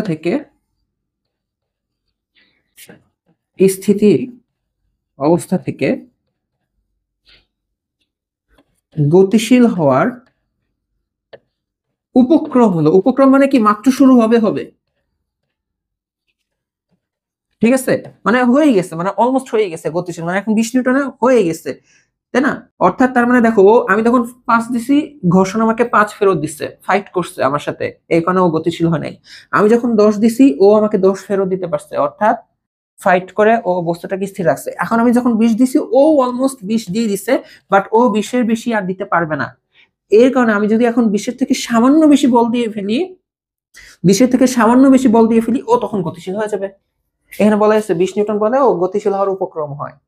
এই যে দেখছো, এই বস্তুটা গতিশীল হওয়ার আগ পর্যন্ত ওর উপর একটা ঘর্ষণ বল কাজ করছে বিভিন্ন সময়। দেখো, আমি 5 দিলে ওর উপর 5 ফেরত আসছে, মানে ও আমাকে 5 ফেরত দিছে এই তল থেকে, এই তল 5 ফেরত দিচ্ছে। আমি 10 দিলে এই তলও 10 ফেরত দিচ্ছে। আমি আলটিমেটলি 20 দিলাম, হ্যাঁ সবসময় যাবে 20 হবে এমনটা না, মানে একটা উদাহরণ দিচ্ছি এটা। আমি আলটিমেটলি 20 দিলাম যখন ও উপক্রম হচ্ছে যে হ্যাঁ হ্যাঁ এখন গতিশীল হবে, অর্থাৎ ও কিন্তু 20 পর্যন্ত ফাইট ব্যাক দিচ্ছে, 20 পর্যন্ত, এরপর আর দিতে পারবে না। মানে এখন যেহেতু উপক্রম হয়ে গেছে, মানে এখনো গতিশীল হয়ে যাবে। বুঝতে পারছো? এই যে ও গতিশীল হওয়ার আগ পর্যন্ত যেই বলগুলা দিল, এই বলগুলাকে দেখো কি, আমি গতিশীল করতে চাচ্ছিলাম, ও কি বিরুদ্ধে কাজ করছে না? এইগুলা হচ্ছে স্থিতি ঘর্ষণ বল। এগুলা হচ্ছে কি, স্থিতি ঘর্ষণ বল। আর যে মুহূর্তে ও গতিশীল হওয়া শুরু হবে, হ্যাঁ এই যে গতিশীল হওয়া শুরু হবে, এই যে 20 নিউটন, এটাকে বলা হচ্ছে সর্বোচ্চ মানটা, তাই না? এই যে স্থিতি ঘর্ষণের সর্বোচ্চ মান, এটা হচ্ছে স্থিতি ঘর্ষণের সর্বোচ্চ মান। অর্থাৎ তোমাকে যদি আমি কখনো বলে দিই যে একটা বস্তুর স্থিতি ঘর্ষণের সর্বোচ্চ মান হচ্ছে 50 নিউটন, এর মানে কি জানো? এর মানে হচ্ছে, আমি তোমাকে কি বললাম, একটা বস্তুর স্থিতি ঘর্ষণের সর্বোচ্চ মান হচ্ছে 50 নিউটন, এর মানে কি জানো? ও উল্টা দিকে গতিশীল হওয়ার আগে উল্টা দিকে 50 নিউটন বল তোমাকে ফেরত দিতে পারবে। এখন তুমি যদি ওকে 10 নিউটন দিয়ে গোতায় বলো হ্যাঁ একটু গতিশীল হও, জীবনও গতিশীল করতে পারবে না, কারণ ও তখন উল্টা দিকে 10 নিউটন তোমাকে দিয়ে দিবে। তুমি যদি বলো যে না না না না, আচ্ছা এক কাজ করি, তোমাকে আমি 25 নিউটন বল দিলাম, ও তোমাকে 25 নিউটন বল ফেরত দিয়ে দিবে উল্টা দিকে। বুঝতে পারছো? তার মানে এই যে এটা যখন তুমি জানো স্থিতি ঘর্ষণের সর্বোচ্চ মান, তখন তুমি বুঝতে পারো যে আচ্ছা, তার মানে আমি যখন 50 নিউটন দিব, ও এই পর্যন্ত ফাইট করে ফেলবে, এইটার পরে ওর এখন গতিশীল হওয়া শুরু হয়ে যাবে। বুঝতে পারছো? এই নিউটন বলের পরে ও গতিশীল হওয়া শুরু হয়ে যাবে, তার মানে অবশ্যই তাহলে 50 নিউটন দিলে ওর স্থিতি অবস্থাটা কাটায় চলে যাবে। এরপর তুমি যত বল দিবা ও গতিশীল হবে। বুঝতে পারছো? এটা হচ্ছে আমাদের স্থিতি ঘর্ষণের সর্বোচ্চ মান। আর এটা তো বুঝতে পারছো, তার মানে একটা বস্তু স্থির থাকাকালীন সময়ে গতিশীল করতে চাইলেও হুট করে গতিশীল হয় না, তখন গতিশীল হওয়ার আগ মুহূর্ত পর্যন্ত, দেখো গতিশীল হওয়ার আগ মুহূর্ত পর্যন্ত যেই বলগুলা কাজ করে সেটাকে আমরা বলবো স্থিতি ঘর্ষণ বল। গতির বিরুদ্ধে যে বলটা কাজ করবে সেটা স্থিতি ঘর্ষণ বল। এখন দেখো তোমাদের বইয়ের সংজ্ঞা কি। এখানে তোমাদের বইয়ের সংজ্ঞাটা হচ্ছে এরকম, যে দুইটা বস্তু একে অন্যের সাপেক্ষে স্থির থাকা অবস্থায়, এই যে দেখো এখানে যখন উদাহরণ দিচ্ছিলাম, এটাও তল স্থির, বস্তু স্থির, একে অপরের সাপেক্ষে স্থির থাকবে, ঠিক আছে? তখন যে ঘর্ষণ বল কাজ করে সেটা স্থিতি ঘর্ষণ। এই সংজ্ঞা তো ভালো লাগে নাই, এই সংজ্ঞা, তোমাদের সংজ্ঞাটা তো ভালো লাগে নাই। এই সংজ্ঞাটা এক্স্যাক্টলি এরকম হওয়া উচিত ছিল, সংজ্ঞাটা আসলে এরকম হওয়া উচিত ছিল যে দুইটা বস্তু পরস্পরের সাপেক্ষে স্থির থাকা অবস্থায় বা সংস্পর্শে আছে এবং দুটাই স্থির, একটা সাপেক্ষে আরেকটাকে গতিশীল করার আগ মুহূর্ত পর্যন্ত, যে ঘর্ষণ বল কাজ করবে তাকে স্থিতি ঘর্ষণ বলা হয়। বুঝে গেছে? আরেকটা জিনিস মনে রাখো, স্থিতি ঘর্ষণ বলতে সবসময় আমরা এই হাইয়েস্ট ভ্যালুটাকে বুঝি, হাইয়েস্ট ভ্যালুটাকে বুঝবো, ঠিক আছে? হাইয়েস্ট ভ্যালুটা, এই আমি জানি যে ও 20 নিউটন দিলে ও সরবে, এখন তুমি যদি 1 নিউটন দাও ও কিন্তু 1 নিউটন ব্যাক দিবে, নিউটনের তৃতীয় সূত্র, যা দিবা তা ফেরত পাবা। তুমি যদি ওকে এখন 2 দাও ও তোমাকে 2 ফেরত দেবে, এরকম 20 পর্যন্ত তোমাকে ফাইট ব্যাক দিবে। 20 হচ্ছে সর্বোচ্চ, এরপরে কি গতিশীল হওয়া শুরু হয়ে যাবে অলমোস্ট। বুঝতে পারছো? তাহলে সংজ্ঞাটা আসলে কি এরকম হওয়া উচিত ছিল? সংজ্ঞাটা এরকম হওয়া উচিত ছিল যে দুইটা বস্তু পরস্পরের সংস্পর্শে থাকবে এবং একজন আরেকজনের সাপেক্ষে স্থির থাকবে, তখন একটা সাপেক্ষে আরেকটাকে গতিশীল করার আগ মুহূর্ত পর্যন্ত, একটা সাপেক্ষে আরেকটা গতিশীল হওয়ার আগ মুহূর্ত পর্যন্ত যে ঘর্ষণ বলটা কাজ করবে, তাই না? দেখো গতিশীল হওয়ার আগে 5 নিউটনও দিতে পারে, 10 নিউটনও দিতে পারে। গতিশীল হওয়ার আগ মুহূর্ত পর্যন্ত একদম হাইস্ট ভ্যালু হচ্ছে 20। এটাই হচ্ছে আমাদের স্থিতি ঘর্ষণ, এটাকে আমরা কি বলি, স্থিতি ঘর্ষণ। এমনি তোমাদের বইটা দিয়েও চলবে যে একটা সাপেক্ষে আরেকটা স্থির আছে, তখন যে ঘর্ষণ কাজ করে সেটা স্থিতি ঘর্ষণ। সহজ ভাষায় বলছে, এটাও ভালো, সমস্যা নেই। এখানে তোমাদেরকে কিছু কথাবার্তা লিখছে যে স্থিতি ঘর্ষণ কেন, স্থিতি ঘর্ষণের কারণে আমরা হাঁটতে পারি, পা কিংবা জুতা তলা মাটিতে স্থিতি ঘর্ষণের কারণে আটকে থাকে, হ্যাঁ, আমরা পিছলে পড়ে যাই না। তারপর হচ্ছে যেমন ধরো হচ্ছে আমি এই যে মাটিতে দাঁড়ায় আছি, তাই না, যদি এটা একদম মসৃণ হইতো, খাঁচকাটা খাঁচকাটা না থাকতো, আমার পায়ের সাথে মাটি যদি খাঁচকাটা গুলো না লেগে যেত, তাহলে আমি পড়ে যেতাম। এই জন্য দেখো পিছলা রাস্তায় তুমি হাঁটতে পারো না, কারণ ওইখানে মসৃণ, একদম মসৃণ হয়ে যায় পিছলা রাস্তা। তো আমাদের এই স্থিতি ঘর্ষণ গুলো লাগে, এগুলো একটু জানবা তোমাদের অনুধাবনের জন্য। এগুলো তোমাদের বইয়েরই কথা, এগুলো তোমাদের বোর্ড বইয়েরই কথাবার্তা, হ্যাঁ, এখানে কোনো আমি বানাই টানাই লিখি নাই। তোমাদের যে ফিজিক্সের বোর্ড বই আসছে 9 10 সেই বোর্ড বইয়ের কথাবার্তা এগুলো কিন্তু পড়তে হয় কিসের জন্য, খ নাম্বার বা অনুধাবনের জন্য। এই যে তোমাদের বইয়ের সাথে এই কথাটাতেই আমরা দ্বিমত বা আমি দ্বিমত, যে সর্বোচ্চ স্থিতি ঘর্ষণ, এই যে দেখছো সবসময় স্থিতি ঘর্ষণ বলতে সর্বোচ্চটাকে বুঝবা। সর্বোচ্চ স্থিতি ঘর্ষণের পরিমাণ নির্ভর করে বস্তুর, এই কথাটাকে কেটে দিবা, ওজনের উপর না। এই কথাটাকে কিভাবে লিখবা শিখেছি না, ঘর্ষণ কি, ঘর্ষণ কিসের উপর ডিপেন্ড করে, এই যে দেখো, ঘর্ষণ বল তলের প্রতিক্রিয়া বলের সমানুপাতিক, ঠিক আছে, এই কথাটাই ভাই লিখবা।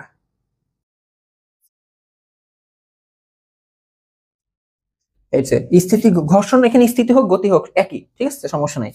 তো স্থিতি ঘর্ষণ বলের পরিমাণ নির্ভর করে বস্তুর প্রতিক্রিয়া বলের, তলের প্রতিক্রিয়া বলের সমান ওজনের উপর, তলের প্রতিক্রিয়া বলের উপর। বুঝতে পারছো ওজন কথাটা একটু এখানে কন্ট্রোভার্সিয়াল, যা একটা গাণিতিক সম্পর্ক দিয়ে প্রকাশ করা যায়, যা একটা গাণিতিক সম্পর্ক দিয়ে প্রকাশ করা যায়। আমি প্রকাশ করে দিই যে তোমাদের বই ভাই চিন্তা করছে যে দেখো আমরা স্থিতি ঘর্ষণ, মনে রাখবা ঘর্ষণ মানে স্মল এফ, ঘর্ষণকে কি দিয়ে প্রকাশ করা হয়, স্মল এফ। আর স্থিতি ঘর্ষণ মানে কি, আমাদের স্ট্যাটিক ফ্রিকশন, স্ট্যাটিক ফ্রিকশন। দেখো এটা ঘর্ষণ, আর স্থিতি মানে এখানে একটা এস দিয়ে প্রকাশ করা হয়, ঠিক আছে, এই হলো স্ট্যাটিক ফ্রিকশন বা স্থিতি ঘর্ষণ। আর প্রতিক্রিয়া বল, ধরো যে এই বস্তুটা, হ্যাঁ, এই দেখো এটা তল, এই হচ্ছে একটা বস্তু, এই তলের উপর আছে। তো দেখো এই বস্তুটা কি হচ্ছে, তলের উপর ওজন দিচ্ছে বা ডাব্লিউ দিচ্ছে, তাই না, এই তল ওকে একটা কি দিচ্ছে, প্রতিক্রিয়া বল দিচ্ছে, এইটাকে আমরা টার্গেট করব। আমরা প্রতিক্রিয়া বল কি লিখবো বলতো, প্রতিক্রিয়া বল, এটা আমরা লিখবো আর। তোমাদের বই ডাব্লিউ দিয়ে অঙ্ক করছে, ডাব্লিউ দিয়ে অঙ্ক করছে, বাট ওইটা করবা না। যেমন এখানে তুমি বুঝতেছো যে আর এর মান আর ওজন বা ডাব্লিউ সেম, তোমরা এটা বুঝতেছো, তাই না, আর বা ডাব্লিউ এখানে একই জিনিস, কনফিউজ হওয়ার কিছু নাই। তো কি লিখবা, আমাদের স্থিতি ঘর্ষণের মানটা, আমি আবার বলতেছি এখানে এফ এস, এই যে কোথায় গেল, এই যে এখানে স্থিতি ঘর্ষণ এফ এস, এটা কোনটা, সর্বোচ্চটাকে বুঝবা আসার সময়, সর্বোচ্চটা, হ্যাঁ, সর্বোচ্চটা মানে যেটা দিলে ও গতিশীল হয়ে যাবে, একদম হাইস্ট পর্যন্ত যেটা দিলে গতিশীল হয়ে যাবে সেটা, এক মানে স্থিতি যত পর্যন্ত ও নিজেকে স্থির রাখতে পারবে, যে ঘর্ষণ বলটা, ওইটাই হচ্ছে স্থিতি ঘর্ষণ। তো এই যে এই F S proportional to R, F S proportional to হচ্ছে আর, এটা হচ্ছে মেইন ফ্যাক্ট, তোমাদের বই ডাব্লিউ দিয়ে করা, যেটা ঠিক না। ওকে, এখন দেখো তুমি যদি এটা সমানুপাতিক চিহ্ন উঠাও, এখানে একটা ধ্রুবক আসবে, এই ধ্রুবকটাকে আপাতত মিউ এস লেখো। মিউ হচ্ছে এখানে ঘর্ষণ গুণাঙ্ক বা ঘর্ষণ সহগ, আর আমরা যেহেতু স্থিতি নিয়ে আলোচনা করতেছি এটাকে বলা হবে স্থিতি ঘর্ষণ সহগ, ঠিক আছে। সমানুপাতিক চিহ্ন উঠলে একটা ধ্রুবক আসে, আর এই হচ্ছে আর, এই হচ্ছে তোমাদের ঘর্ষণের ফর্মুলা, ঠিক আছে। এখানে এই মিউ এস এর পরিচয়টা কি, স্থিতি ঘর্ষণ সহগ, স্থিতি ঘর্ষণ সহগ, বা একটা নাম বলা যায় স্থিতি ঘর্ষণ গুণাঙ্ক, ঠিক আছে। তোমরা আপাতত স্থিতি ঘর্ষণ সহগই জানো। ওকে, এটা দিয়ে আমরা অঙ্ক করব। মনে রাখো এফ এস হচ্ছে মিউ এস আর, মিউ এস আর। আর একটু মিউ এর পরিচয়টা যদি দিয়ে দিই, মিউ এর পরিচয়টা যদি দিয়ে দিই, তো মিউ এস দেখো আলটিমেটলি কি লেখা যায়, এফ এস বাই আর, তাই না। দেখো এফ এস আর দিয়ে ভাগ দিলাম, দেখো এফ এস মানে কি ঘর্ষণ বল, আর মানে কি প্রতিক্রিয়া বল, তো বল বাই বল, এই কারণে এটার কোনো একক নেই, এর একক নেই, তাই না। কথার কথা ধরো মিউ এস এর মান 50 নিউটন, প্রতিক্রিয়া বলের মান হচ্ছে ধরো কথা কথা 80 নিউটন। তো এন এন কাটাকাটি যায়, একক কাটাকাটি যায়, তাহলে এর একক নেই, এর কোনো একক নেই। ঠিক আছে, ওকে। তোমাদের জন্য জাস্ট এখন এই F is equal to mu S into R, এটা জানতে হবে। মিউ এস এর মান হয় প্রশ্নে দেওয়া থাকবে, অথবা বাকি দুইটা মান অর্থাৎ ঘর্ষণ বল আর প্রতিক্রিয়া বল দিয়ে তোমাকে মিউ এস বের করতে বলবে, যে কোনো দুইটা মান তোমাকে দেওয়া থাকবে, এটা নিয়ে তুমি ভয় পাও না। ঠিক আছে, তোমাদের জন্য এত কমপ্লেক্স করবে না। এখন দেখো গতি ঘর্ষণ কি। স্বাভাবিকভাবে গতি ঘর্ষণ নাম শুনে বুঝতেছি একটা বস্তু গতিশীল, একটা বস্তু তলের উপর গতিশীল। হ্যাঁ, ও রানিং, বুঝো, ও রানিং, গতিশীল। গতিশীল অবস্থায় যে বল গতির বিরুদ্ধে কাজ করবে সেটাই হচ্ছে গতি ঘর্ষণ, তাই না? একটা বস্তুর সাপেক্ষে যখন অন্য বস্তু চলমান, যেমন দেখো এই টেবিলের সাপেক্ষে এই বস্তু যখন চলতেছে, তখন যে ঘর্ষণ বলটা কাজ করবে সেটা হচ্ছে গতি ঘর্ষণ। ঠিক আছে, বা কাইনেটিক ফ্রিকশন, সেটা হচ্ছে কি কাইনেটিক ফ্রিকশন। তো আমরা তখন এখানে প্রকাশ করি যেভাবে এফ কে, কাইনেটিক ফ্রিকশন। ঠিক আছে, এই হচ্ছে কি কাইনেটিক ফ্রিকশন। আর এখানে দেখো, এখানে আমরা প্রকাশ করি যে ধরো তুমি বল প্রয়োগ করবে এইদিকে, হ্যাঁ, যদি চিন্তা করো এদিকে বল প্রয়োগ করতেছো, তাহলে স্থিতি ঘর্ষণ কাজ করবে এইদিকে। বুঝা গেছে, স্থিতি ঘর্ষণ কাজ করবে এদিকে। কথাটা বুঝো, স্থিতি ঘর্ষণের ক্ষেত্রে তুমি এদিকে বল প্রয়োগ করতেছো, স্থিতি ঘর্ষণ কাজ করবে এদিকে। দেন তোমার মনে হলো আচ্ছা মুড সুইং হইলো আমার, আমি বল ওইদিকে না, আমি বল দেবো হচ্ছে এদিকে, আমি বল দেবো এদিকে। ভালো কথা, তাহলে তুমি এদিকে বল দিবা যে এদিকে গতিশীল করবা, তাহলে স্থিতি ঘর্ষণ ও মুড সুইং করে এদিকে কাজ করবে, উল্টা দিকে, মেনলি উল্টা দিকে কাজ করবে। ঠিক আছে, এটা ডিপেন্ড করে যে তুমি কোথায় বল দিচ্ছ। আর গতিশীল বস্তুর ক্ষেত্রে তো তুমি জানো যে বস্তু কোন দিকে গতিশীল, তার উল্টা দিকে যে বলটা আছে ঘর্ষণ বল, সেটা হচ্ছে আমাদের গতি ঘর্ষণ। ঠিক একইভাবে এই গতি ঘর্ষণ, হ্যাঁ, আমরা গতি ঘর্ষণকে প্রকাশ করি কি দিয়ে, এফ কে। এখন দেখো, ওর গতিশীল হলেও ওর ওজন কিন্তু সবসময় খানা নিচের দিকে থাকবে, তাহলে ও কিন্তু তলের প্রতিক্রিয়া বল পাচ্ছে এটা আর, তাই না?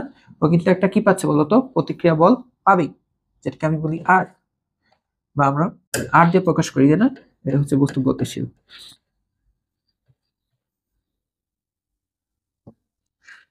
তো এখন দেখো তলের প্রতিক্রিয়া বল, তলের প্রতিক্রিয়া বল, এটাকে আমরা প্রকাশ করব আর দিয়ে। তাহলে এখানেও সেম, ঘর্ষণ প্রতিক্রিয়া বলের সমানুপাতিক। তাহলে এখানেও আমরা লিখতে পারি, তাহলে এই যে ঘর্ষণ, যেহেতু এটা কাইনেটিক ঘর্ষণ, তাহলে ঘর্ষণ, তাহলে এফ কে প্রপোর্শনালটা হচ্ছে আর।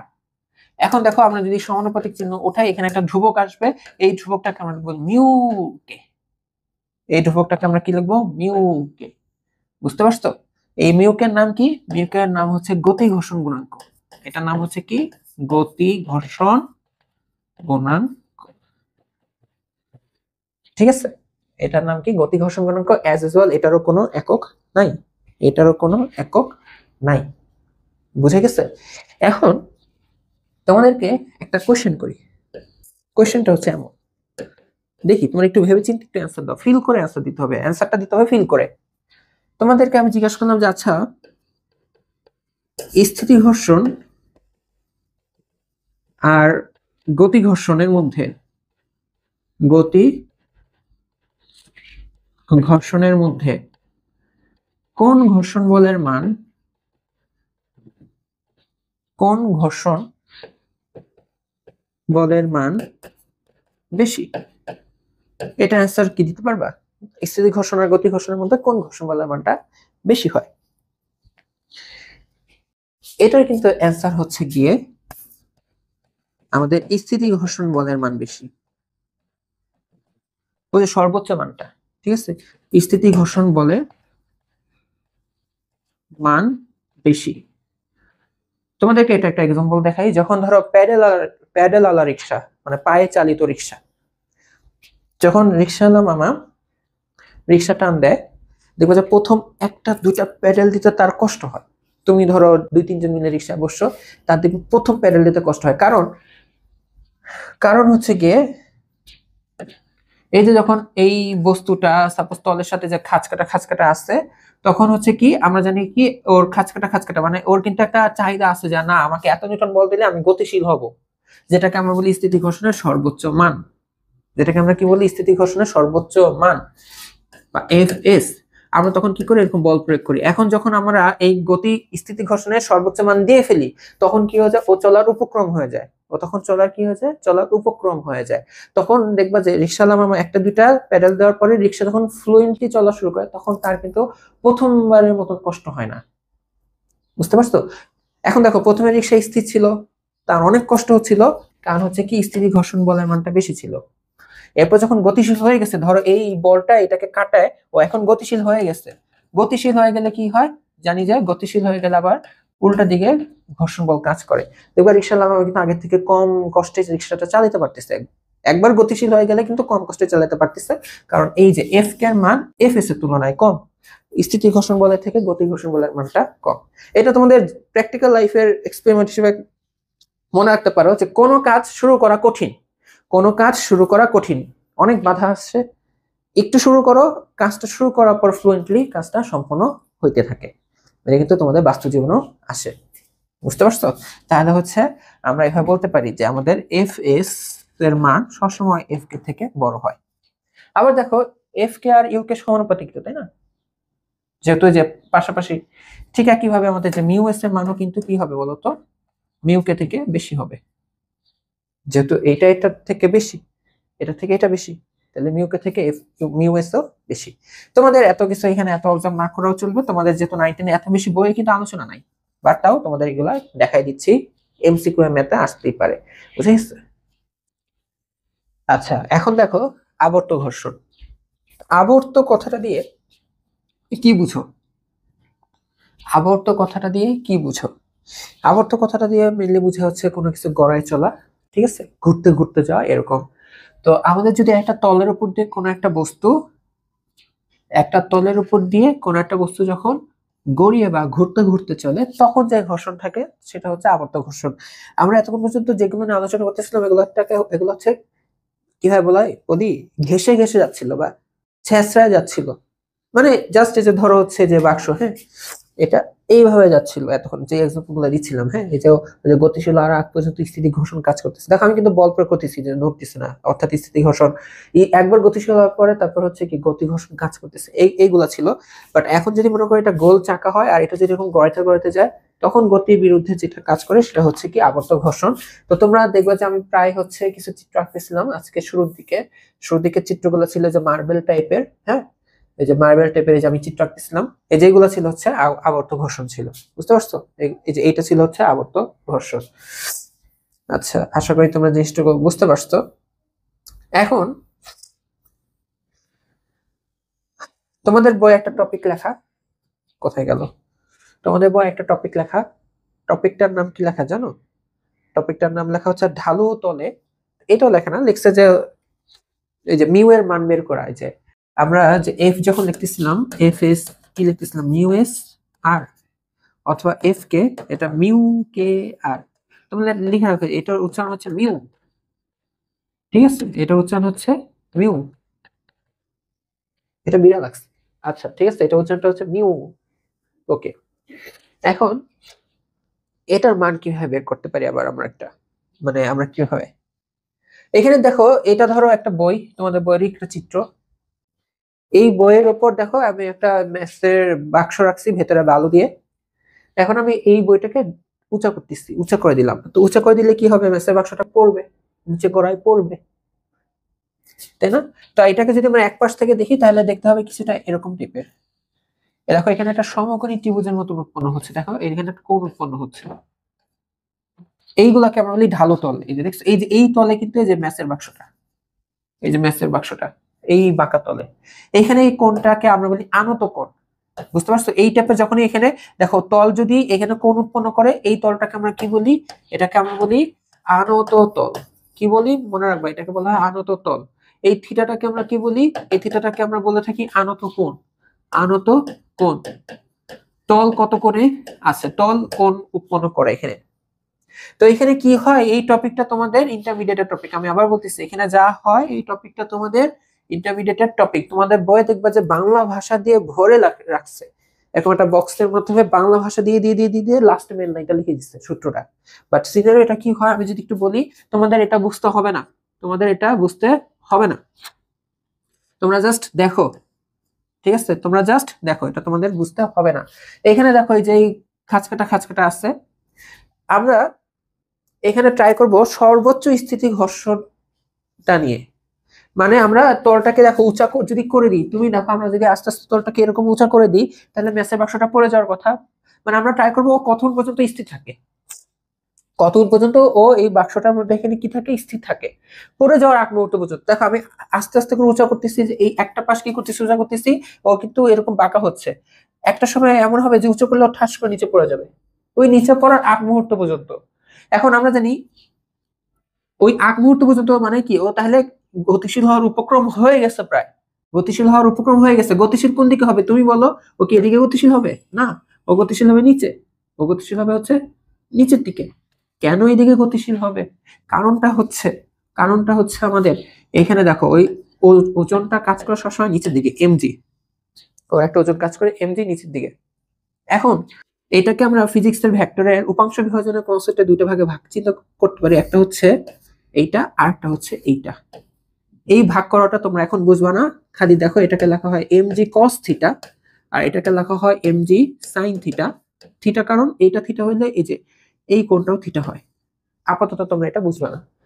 এখন দেখো ও এই তলে এমজি কস থিটা প্রয়োগ করে, তো তলও ওর উপর একটা প্রতিক্রিয়া বল দেয়।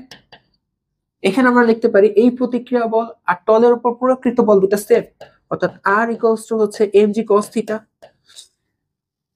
আর আমরা কোন সিনারিও চিন্তা করতেছি, আমরা সিনারিওটা চিন্তা করতেছি ও এখন পরে যাবে মানে এখনো পরে নাই, বাট দেখো আমরা দেখতেছি একটা বল এদিকে কাজ করতেছে, তার মানে ওর পরে যাওয়ার কথা, বাট তারপর ও পরে নাই, মানে আরেকটু হলে পরে যাবে। পরে নাই তার মানে কি, দেখো পরে নাই তার মানে কি, অবশ্যই উল্টো দিকে কিছু না কিছু দায়ী না পড়ার জন্য। এই দুটো বল তো কাটাকাটি চলে গেছে, শুধু আছে এই বলটার কারণে নিচে পড়ে যাওয়ার কথা, বাট ও তারপরও পড়তেছে না। দেখো আমরা উঁচা করতেছি তারপরও পড়তেছে না, আমরা দেখতেছি ম্যাথমেটিক্যালি ওর এদিকে একটা বল দায়ী, বাট তাও পড়তেছে না। কেন পড়তেছে না? অবশ্যই উল্টা দিকে একটা বল দায়ী। এই যে এটা হচ্ছে আমাদের সর্বোচ্চ স্থিতি ঘর্ষণ সহগ, বুঝছো? সহগ না, সর্বোচ্চ স্থিতি ঘর্ষণ বল, সর্বোচ্চ স্থিতি ঘর্ষণ বল। ঠিক আছে, মানে আমরা আবার সিনারিও কি চিন্তা করছি, যে এখনই ও চলে যাবে লাস্ট মুহূর্ত পর্যন্ত, এইটা এখনো মানে ও এখনো স্থিতি অবস্থায় আছে। অর্থাৎ তাহলে এই যে স্থিতি ঘর্ষণ বলটা ইকুয়াল টু লেখা যাবে এমজি সাইন থিটা। তোমাদের এখন এগুলা না বুঝলেও হ্যাঁ কিচ্ছু হবে না, বুঝো না, আমি রিকোয়েস্ট করতেছি বুঝো না, কেউ বুঝলে সমস্যা, বাট দেখাইতে হবে, দেখাচ্ছি। তোমাদের বইয়ে যেটা লিখছে ওইভাবে খালি বাংলা কথা লিখে ফাইনালি লিখে দিছে। এই প্রথম মনে হয় কোনো ফিজিক্স টিচার বলছে প্লিজ বুঝো না এখান থেকে। আচ্ছা, এখন এখানে আমরা একটা কাজ করব। কি কাজ করব জানো? আমরা এখানে দেখো আমরা কিন্তু এই যে প্রতিক্রিয়া বল আর স্থিতি ঘর্ষণ বলের মধ্যে আবার সম্পর্ক জানি। আমরা জানি কি, আমরা জানি যে স্থিতি ঘর্ষণ বল ইকুয়াল টু হচ্ছে কি বলতো, স্থিতি ঘর্ষণ সহ আর তলের প্রতিক্রিয়া বলের গুণফল। এই এফএস এর মান আসছে MG sine theta, MG sine theta. Mu S এর মান জানি না, এটা এরকমই থাক, ইনটু আর এর মান আসছে এমজি কস থিটা।